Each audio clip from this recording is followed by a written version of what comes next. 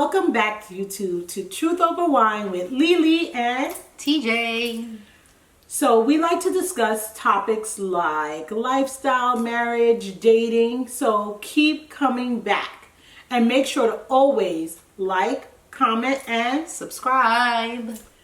So what are we drinking tonight? We are actually drinking some delicious Skinny Girl California Red, 100 calories for those of us who are watching what we drink and eat and that are on a diet or on a regimen. It actually tastes pretty good. It really is. And it's only 6 grams of carbs. So definitely. We already discussed Worth this. it. Carbs are the devil. So this makes all the sense in the world to me. Skinny Girl it is this week. So deliciousness. Really good. And as you can notice, we're wearing our Vote t-shirts. Where did we get the t-shirts from? Angry Monkey 33. Angry, is that what his name is on Instagram? On Instagram, Angry Monkey 33. Thank you so much, Angry Monkey, for the t-shirts. We love them. We're do. obviously sending a message out to you guys. Vote, vote, vote. Vote. So tonight, we're discussing the top 10 ways to financial freedom. Number 1, starting with understanding where you actually are. What's the reality of your situation? What is your finances right now? What is it looking like, right? How long have you been in the same position financially? Maybe moving backward, not really moving forward, or maybe you're moving forward quite rapidly. But where are you? Like actually writing things down. This is how much money I make. This is what I owe. This is what I need to pay every month. This is what I owe my credit cards. This is what I owe my mortgage and my car note. That way you have a great financial picture of who you are so that you could say to yourself, hey, there's something it is that I need to do or change. And this is where I'm at right now, and this is where I want to be. How long is it going to take me to get to that point? So definitely that part of that proper understanding of where you stand financially right now is one of the biggest pieces to your puzzle for financial freedom. Which would then go to?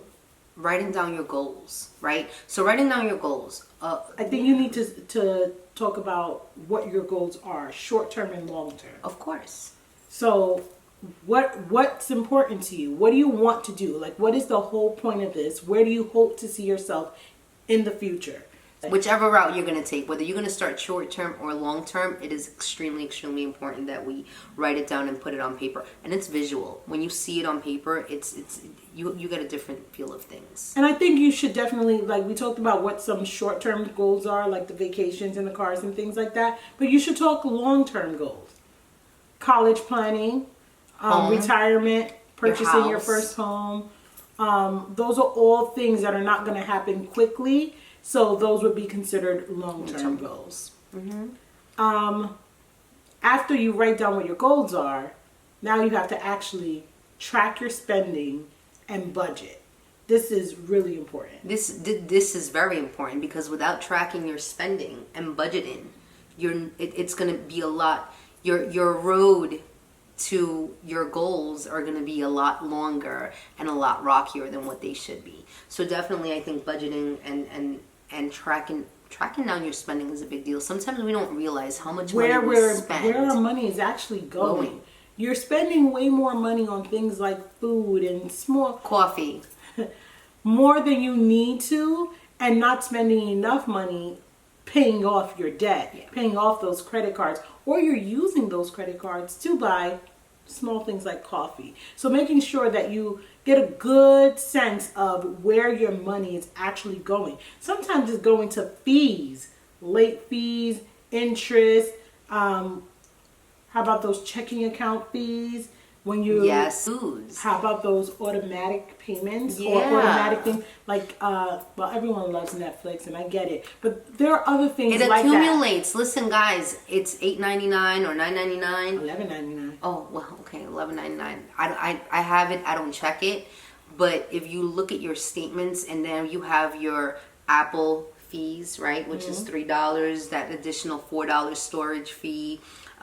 You have now Apple Music, you have Hulu, and Spotify, and all your streaming, your and Disney Plus. you're looking at a nice. I'm sure, like it's well into close to $100. I want to say. You definitely need to start looking at different things and seeing where you could cut down as well. Yeah. So things like your cable bill. Do you really need cable? Maybe you should switch to just Netflix and Hulu Live and other avenues in order to save money. Looking at your cell phone bill. Do you really need everything that's coming along with your cell phone bill? All that data, that huge data plan. Sitting down and really looking at how much money, what makes sense. How much money we spend on ourselves, right? Bring it down from $150 nails maybe to $35 nails. Paint your own nails. Paint your own nails. Do your own pedicure. No, a lot of people get a pedicure. I can't with you. Check out YouTube. There are a lot of ways that you can learn how to budget. So there's a lot of budgeting videos, but there's also a lot of ways for you to learn how to do things like your own nails, your own hair. Cook at home. Cook at home. Again, the amount of money that we spend on food, coffee. We were talking about this on our live. $3.98 every day for coffee. They sell the same iced coffee at BJ's, at Costco for $3.98. The same price that I was paying for a medium cup of black iced coffee. Doesn't make any sense. So really take the time out to reevaluate your spending and budget. So the next one is number 3. I think we're up to. Oh no, we're up to number 4 already. Number 4. So number 4 is paying off debt.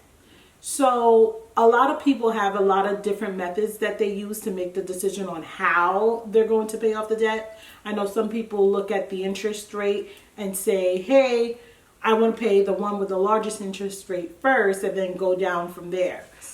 Other people do another method. I forgot what it was called. But anyways, the method talks about paying your smaller debts first and then going to your higher debts so that you feel like you've accomplished something. So you pay your little $50, $75 debts first, and then you go up from there.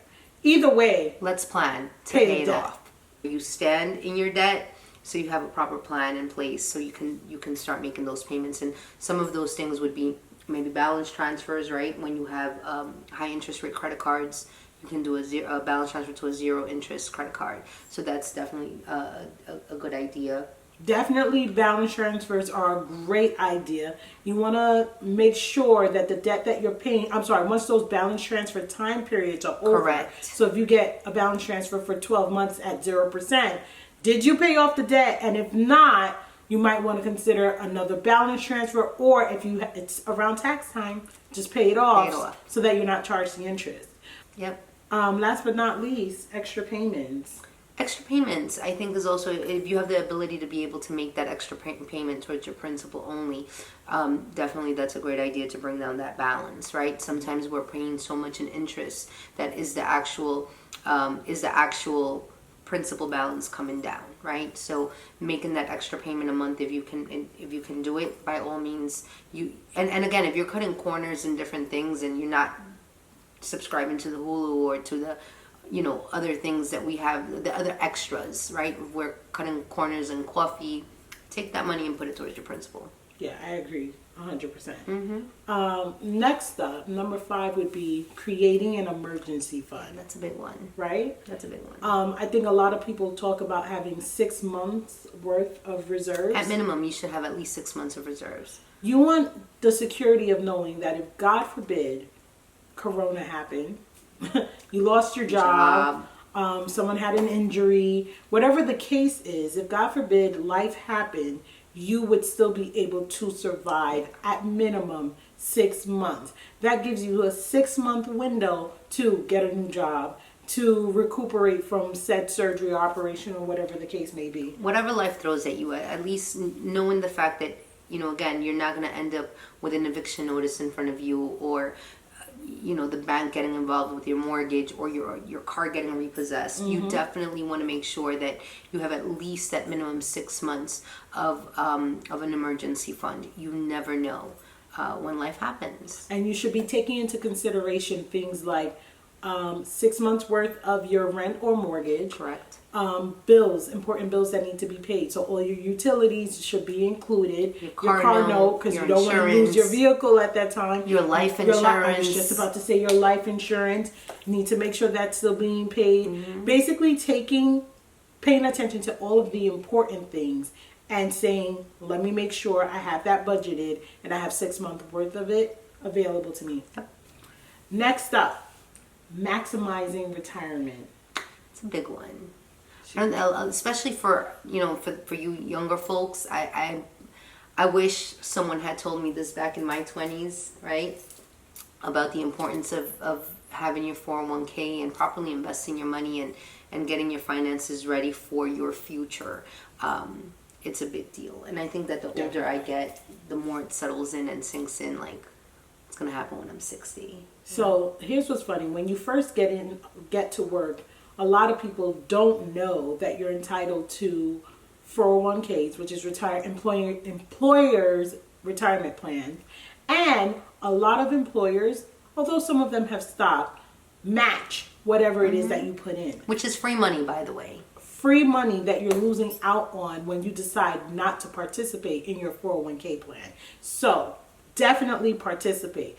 And there are additional tax benefits from participating in your 401k plan. It's pre-tax money. And IRAs. So making sure that you have conversations with your accountants to make sure that you're making the right decision for you in the long run.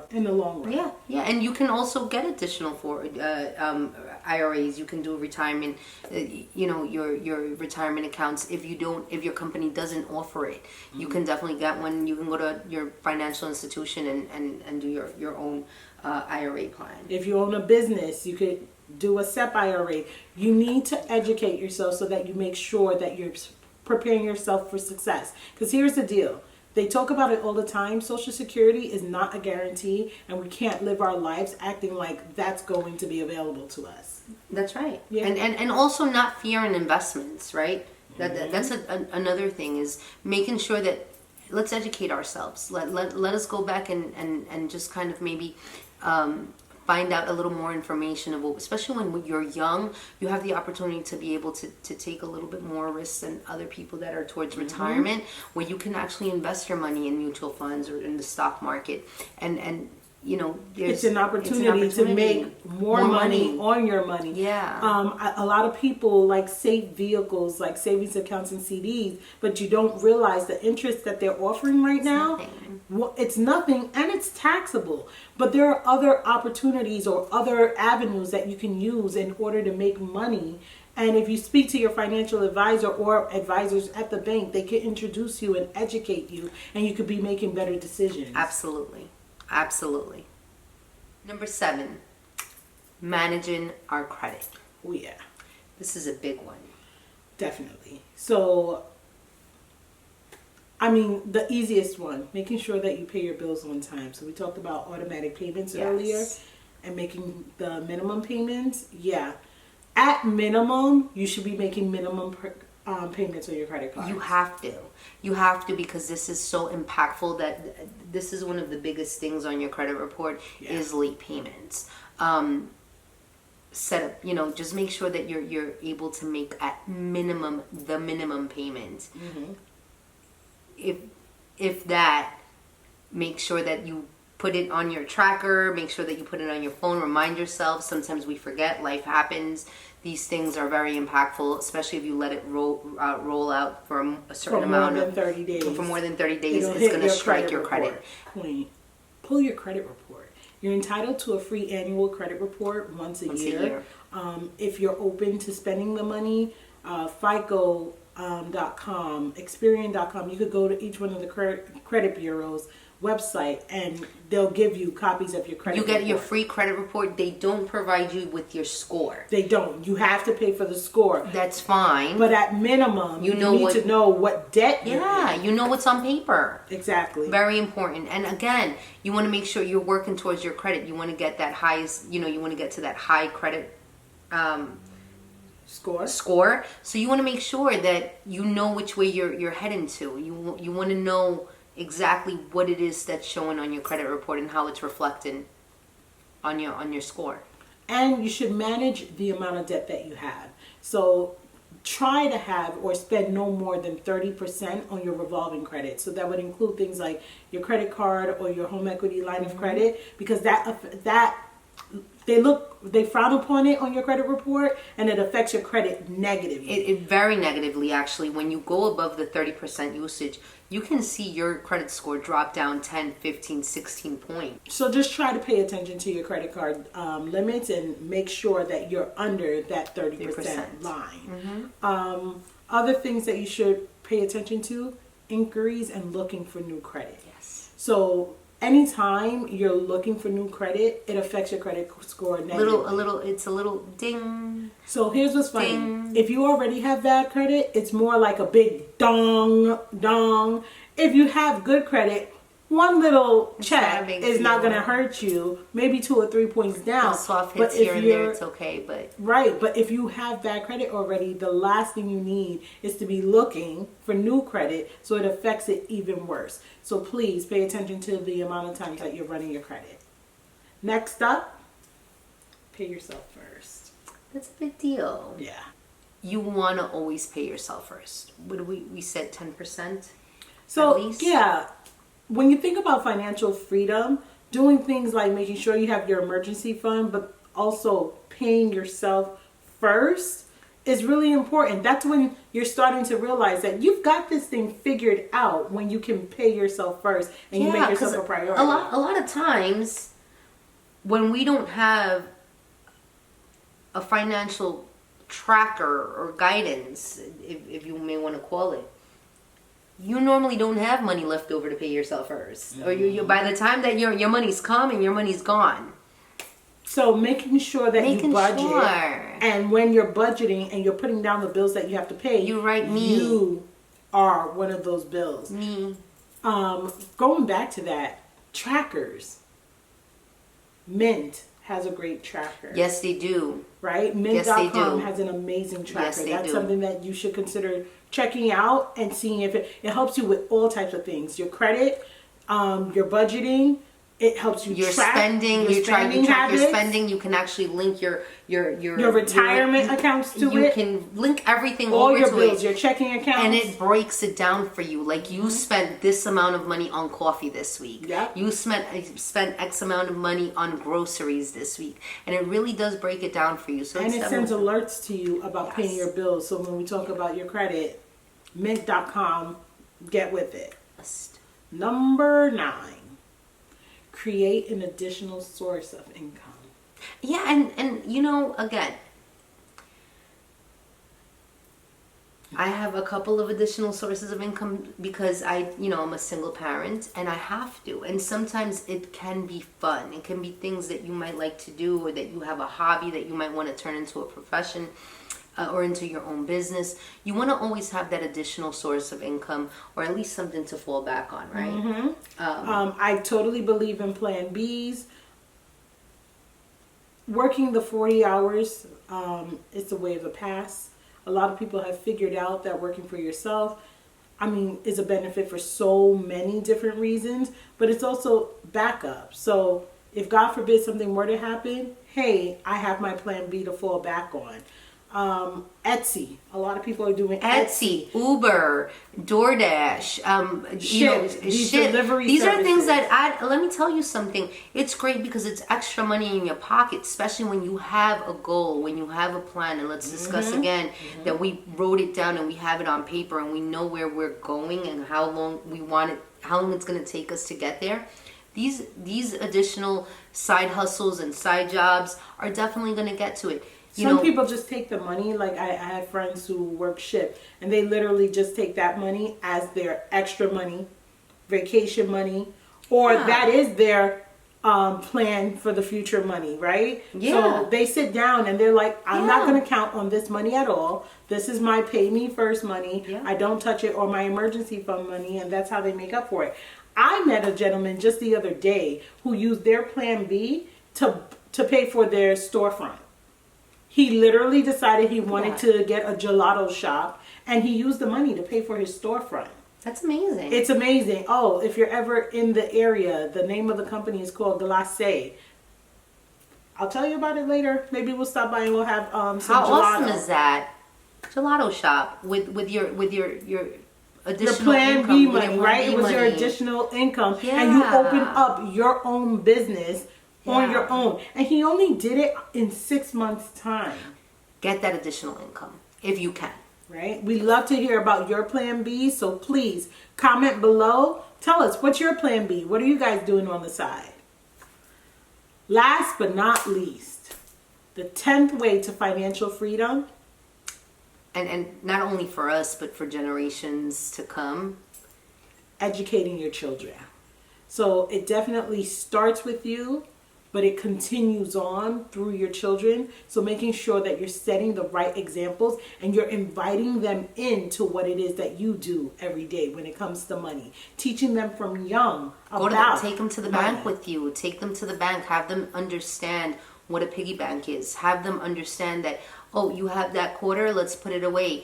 Find something that they might want to get or that they might want to do and say, hey, let's work towards this. Let's save towards this. Show them your online banking. Show them their accounts. My kids are very small, but they do have accounts for themselves that eventually, he's 2 years old now, but maybe 3, 4 years old, I'll start showing him his account and what he could do and how he does it and how mommy does it and how daddy does it. How do we Right. save for him so that he knows what to do when he turns 13, 14. 13, 14, you already should have an account with your child. Mm-hmm. You know, 15, 16 years old, you should already, you shouldn't have that worry of, are they going to do the correct thing with their accounts? At that point, they should already have that, a little bit of that financial freedom, right?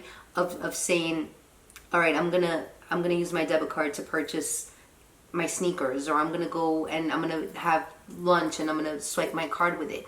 Them knowing how not to overdraw their accounts. This is already things that should be implemented and embedded on your children From a the time very they're early very age. small. And By the time they get into college, Yeah. teaching them about credit, not being afraid of credit. It is okay to have credit. Actually, credit is a benefit credit is if you introduce it properly. anything. So just making sure that you're teaching your kids from the very beginning and making sure that you keep with them even through college, that you're having those conversations. Don't be afraid to have those conversations so that they also will become financially free and then teach their children. And it goes financially on. savvy, because you also want to be able to, when you sit in front of in a financial institution, in front of a banker, you want to make sure that you are understanding what they're explaining to you. And sometimes at a younger, you know, when you're in your late teens and your early 20s, and we're not exposed to this, for a lot of us, it's like, what APR, what annual percentage, what rate, what is that? How does it work? Google, YouTube, you know, ask questions, find out, get the information. There's multiple ways that we can do this. It just saves them from making poor decisions, and at the end of the day, you want to make sure you have the right structure in place for them. So we've reached the end. We love hearing from you. So comment below.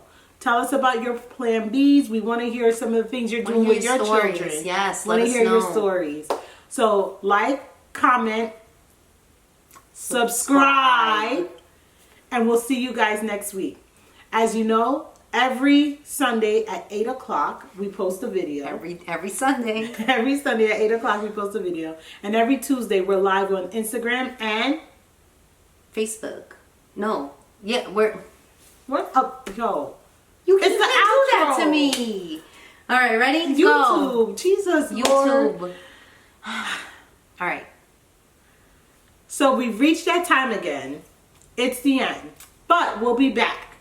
We want to make sure that we get to know you guys. So please comment below. We want to know, what's your plan B? What are you guys doing with your children? And what are you guys doing with your finances? Tell us your stories. Tell us your stories. Finally, subscribe. Subscribe. Keep coming back. We want to make these videos and we want to make sure that we're reaching out to you. We're here every Sunday, 8 o'clock on YouTube. We post a video. And every Tuesday on Instagram and YouTube at 7 p.m. we do a live. Every Tuesday at 8 p.m. Eastern Time, yes. Oh, sounds good. Last but not least, vote. Let's go vote, guys. Get out there, vote. We'll see you next week.